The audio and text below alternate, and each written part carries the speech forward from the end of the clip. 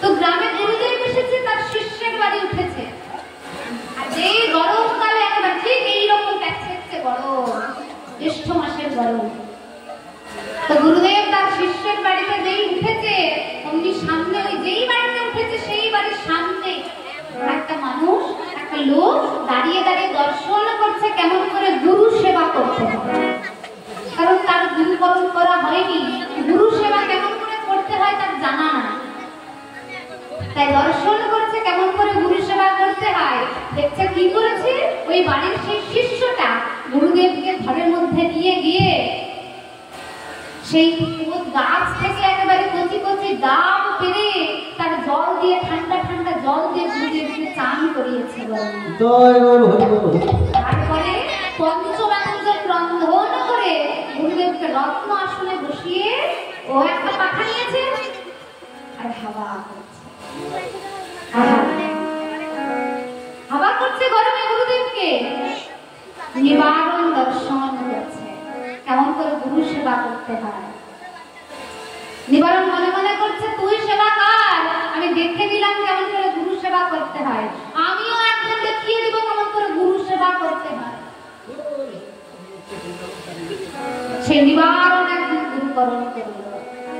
যে গুরুদেবের বাড়িতে এসেছে একেবারে মাঘ মাসের কনকনে ঠান্ডা, হাটফাট করে কাঁপতে কাঁপতে গুরুদেব এসেছে নিবারণের বাড়িতে।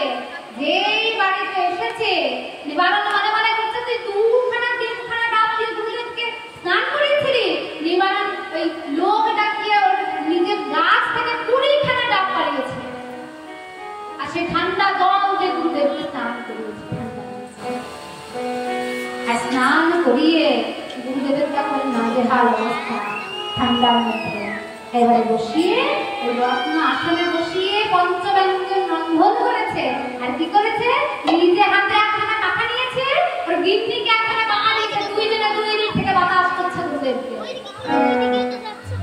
এই ঠান্ডার মাঝখানে। গুরুদেব বলছে ওরে নিবারণ, তোরে করি বারণ, আর একটু সেবা দিলেই হবে আমার মরণ। তাই এমন করে সেবা দিলে হবে না, শিখতে হবে, জানতে হবে, কিন্তু বিচার করতে হবে কোনটা গ্রহণযোগ্য সেইটা গ্রহণ করবো, আর যেটা গ্রহণযোগ্য নয় সেটা গ্রহণ করবো, সেটা আচ্ছা বলে কোন গুণে বিধি তোমায় দাবি করেছে, তুমি কালো? গোবিন্দ বলে আমি এমন করে কালো বলে না।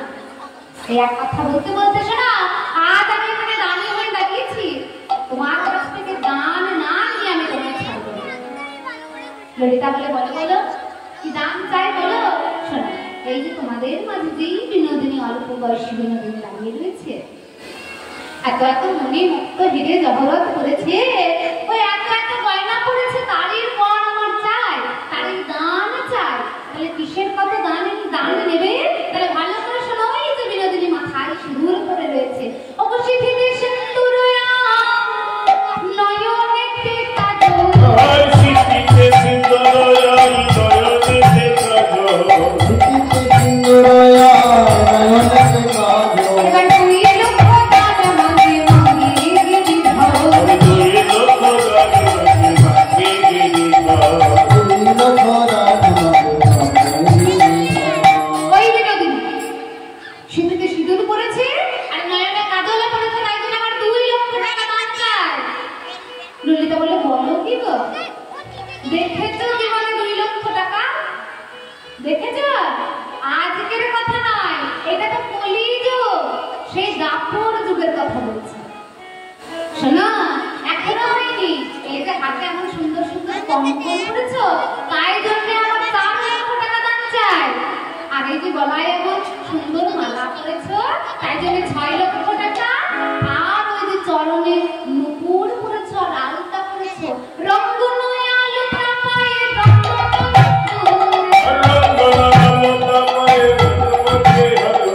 রঙ্গনালতা পায়ের গণনপুর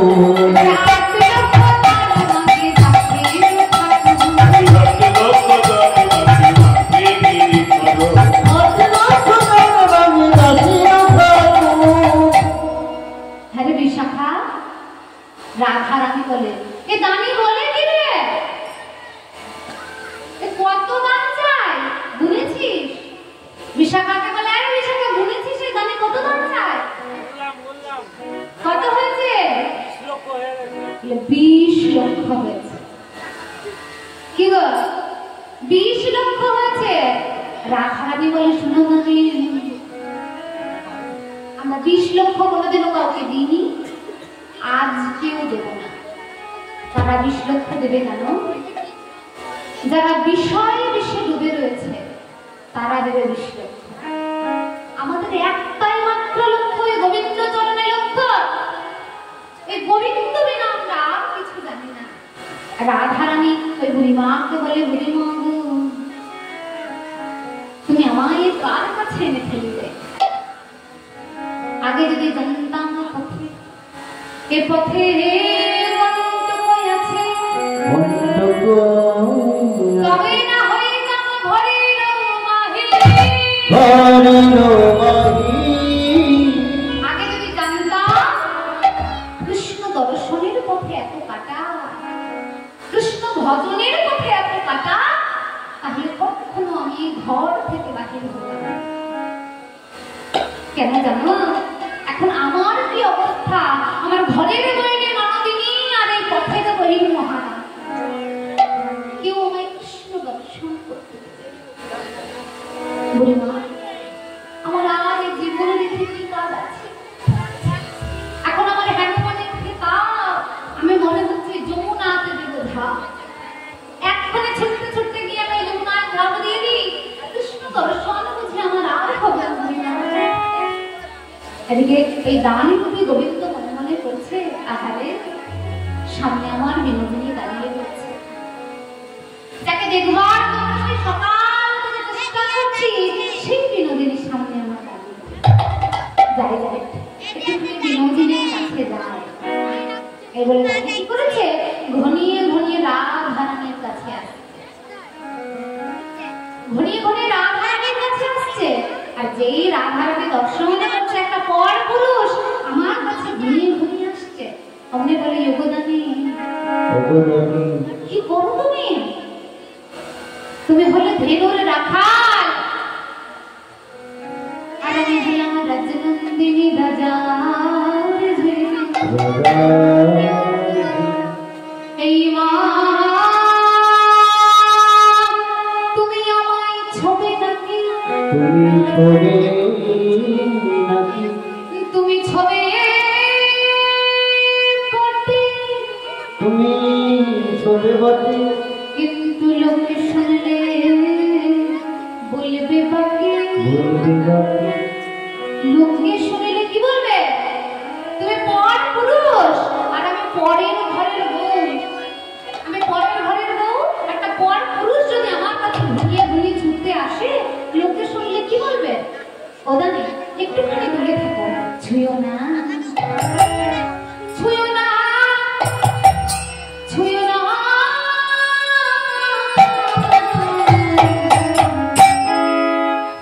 হ্যাঁ না নাচি হে কানাই ছুঁয়ো না, নাচি কানাই ছুঁয়ো না, নাচি কানাই ছুঁয়ো না, নাচি কানাই ছুঁয়ো না, ছুঁয়ো না, ছুঁয়ো নীলা কানাই আমরা পড়ির দানি, ছুঁয়ো না নীলা কানাই আমরা পড়ির দানি, ছুঁয়ো না নীলা কানাই আমরা পড়ির দানি, ছুঁয়ো না, ছুঁয়ো নীলা কানাই। রাধারানী এই দানিকে বলছে জানে তুমি বড় নির্লজ্জ, তোমার লাজ নেই? লাজ লজ্জা বলে কিছু নেই? তুমি পর পুরুষ আর আমি পর নারীর পরের ঘরের বউ, এমন করে আমায় ছুটে আসছো?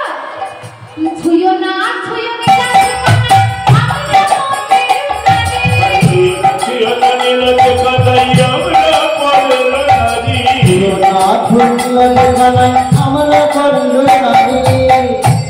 মহাজন বৈষ্ণব মহারাজ বলছে রাধারানীকে তাই বলতে পারে? রাধারানীকে গোবিন্দকে নিজেকে ছুঁয়ো না বলতে পারে? বলছে এই হলো রাধারানীর মুখের কথা, মনে আর এক রকমের কথা।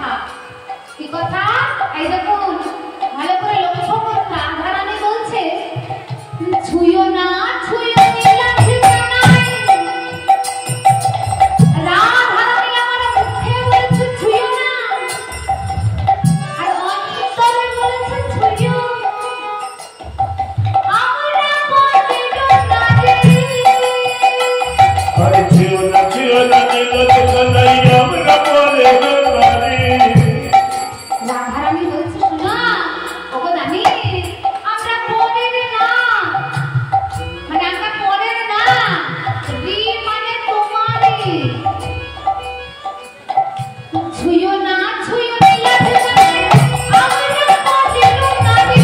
নীলাজ তলায় আমরা পড়িল নারী। দেখেছেন কি বলেছে? আমরা পরের না, রি মানে তোমারই। আর মনে মনে বলছে শোনো বধূ, ও তো তুমি না ছুলে ছোবে বাকি। আরে তুমি না ছুলে ছোবে বাকি। তুমি না ছুলে ছোবে বাকি। তুমি না ছুলে ছোবে বাকি। তুমি না ছুলে ছোবে বাকি। তুমি আমার জীবন তুমি না ছুলে ছোবে বাকি। আরে তুমি আমার জীবন তুমি না ছুলে ছোবে বাকি। তুমি আমার জীবন মানো তুমি না ছুলে ছোবে বাকি। ছুঁয়ো না ছুঁয়ো নীলাজ তলায় আমরা পড়িল নারী। নীলাজ তলায় আমরা পড়িল নারী। আমার পরপুরুষের প্রবল পরশ। পরপুরুষের প্রবল পরশে। পরপুরুষে প্রবল পরশে। সজীব সিনার নদী ঠিকানায় ছুঁয়ো না ছুঁয়ো না ছুঁয়ো না ছুঁয়ো না।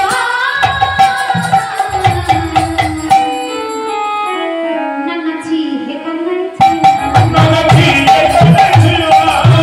এখানে ছিল না। নানাজি এখানে ছিল না। এখানে ছিল না। এমন করে ছুঁতে আসছো, এমন করে ছুঁয়ো না। তুমি পর পুরুষ আর আমরা পর ললিতা বলে শোনো আমি, তুমি যেমন করে আমাদেরকে ছুটে আসছো, এই বিনোদিনীকে ছুটে আসছো, এই বিনোদিনীকে ছুটে গেলে অনেক অনেক পুণ্য লাগে। হ্যাঁ তো তাই দাঁড়িয়ে বলে বলো কি গো, আল্লাহ বলা গোয়ালিনী বৃন্দাবনের কুলোওয়ালা কুলবধূ, এই সামান্য একটা গোয়ালিনীকে ছুটে গেলে পুণ্যের প্রয়োজন। যে বাড়িতে কি করে বাসন মাজে, ঘর মুছে, জামা কাপড় কাচে, শুধু তাই নয় ঘুরতে পর্যন্ত দেয়, সেই গোয়ালিনীকে ছুটে গেলে পুণ্যের প্রয়োজন। বলে হ্যাঁ অনেক অনেক পুণ্যের প্রয়োজন। যেই বলেছে অনেক অনেক পুণ্যের প্রয়োজন, গোবিন্দ বলে ওগো রাধে শোনো শোনো, রাধে দোহারে হৃদয় দোহারে মধুরিতা সমুদ্রে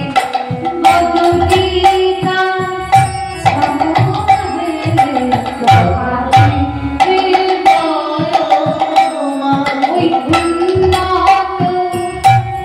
কুঞ্জগিরি রাধে দোহারে হৃদয়। তোহারি হৃদয় মেনে মধুরিকা আশ্রম, তোমার হৃদয় আমার মেনে মধুরিকা আশ্রম বিনোদিনী, ওই হৃদয়ে আমার একটুখানি জায়গা দাও। আমায় আর কোথাও যেতে হবে না, ওইখানে বসেই আমি সারা জীবন রাধে রাধে রাধে রাধে বলে ওগো রাধে। আর গোটা ত্রিভুবনে যত যত তীর্থক্ষেত্র রয়েছে সব তোমার ওই চরণ কমলে বিনোদিনী। তাই শোনো শোনো, তুমি এত দূর থেকে এসেছো, আবার এক্ষুনি চলে যাবে, তাই আমার একখানা কথা রাখো বিনোদিনী। এই বৃক্ষ বলে তুমি বসো, আমি তোমার চরণ সেবা করব। রাধা রানী গোবিন্দ হাতখানা ধরিয়ে বলে না যেও ধনে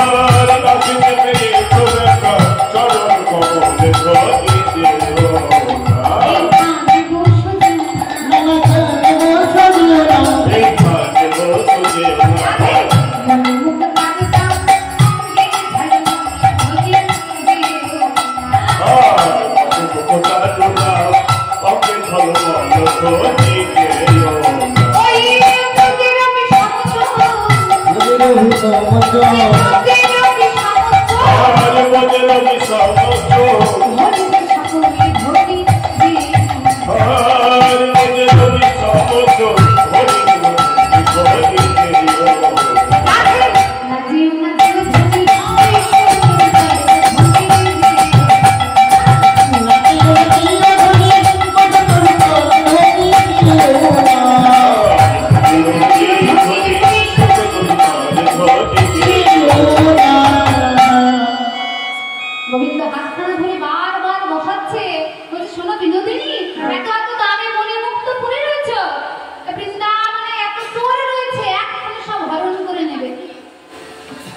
তাই শোনো, এই বৃক্ষ মূলে বসো।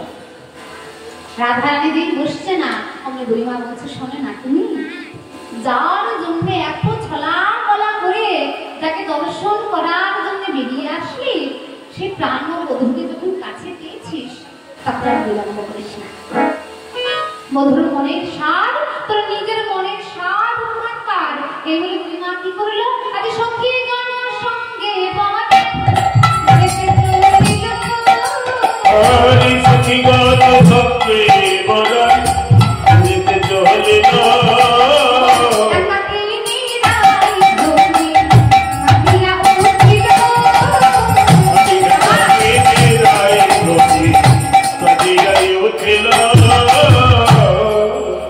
বুড়িমা আমার বয়োজ্যেষ্ঠা কি করেছে, সখীগণকে নিয়ে একটুখানি দূরে সরে গেছে।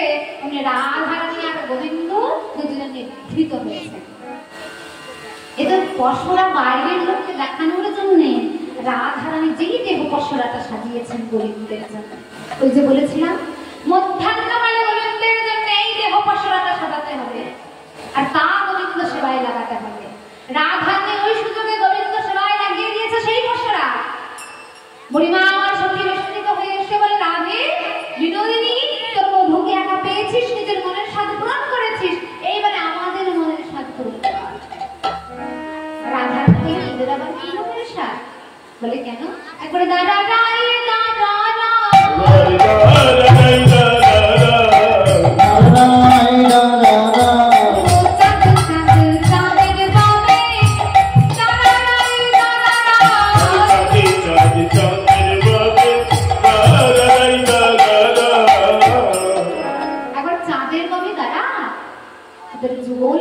দর্শন করে আমাদের সকলের নয়ন জীবন সার্থক করে। তাই রাধা গোবিন্দ ওই সকলের মনের স্বাদ পূরণ করবে বলে আজ কি করলো, দুজনে যুগল হয়ে দাঁড়ালো। যে যুগল হয়ে দাঁড়ালো, ললিতা বিশাখা বলে, ও বুড়িমা, এই যে এত এত পশরা এনেছি, তাহলে এবারে কি করবো? হাটে তো আমাদের আর কিছু বিক্রি করা হলো না। বুড়িমা বলে, কেন? এই যত যত পশরা সব রাধা গোবিন্দ বদলে দে পশরা জানে তাদের লাগে বিক্রি করি।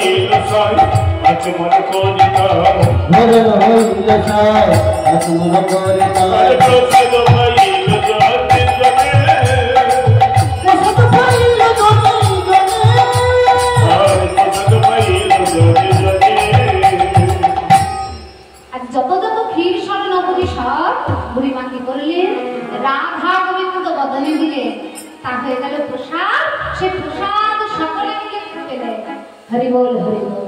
তাই কি করলেন, রাধা গোবিন্দ আজ যুগল হয়ে দাঁড়িয়েছে। আজ যুগল হয়ে দাঁড়াইল নবীন কিশোরী, যুগল হয়ে দাঁড়াইল নবীন কিশোরী, যুগল হয়ে দাঁড়াইল নবীন কিশোরী। পশুপক্ষী অনমন দোহর দোহেরে, পশুপক্ষী অনমন দোহর দোহেরে, কাঁধে দুহু জনা ভুতয়া, দুহু জনা ভুতয়া,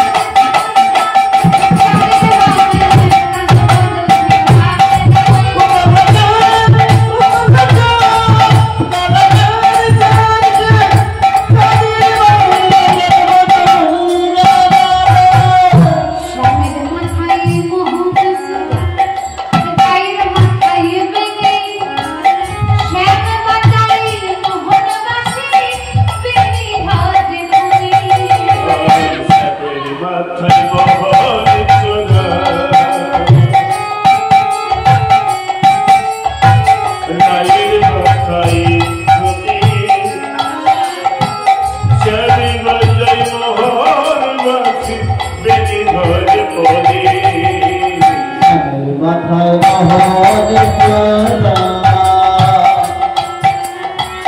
রায়ের মাথায় বেনি শ্যামের হাতে মোহনবাসী বেনি ঘরে ঘরে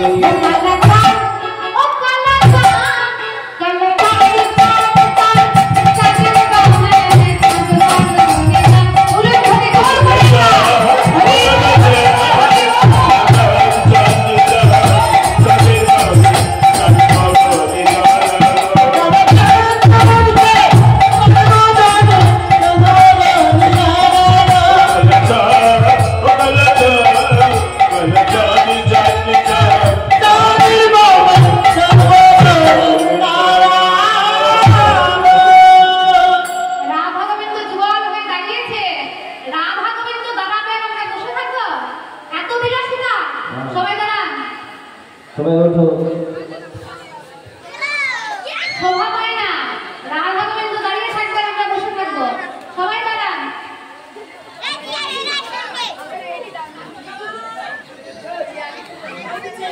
হরি বল হরি বল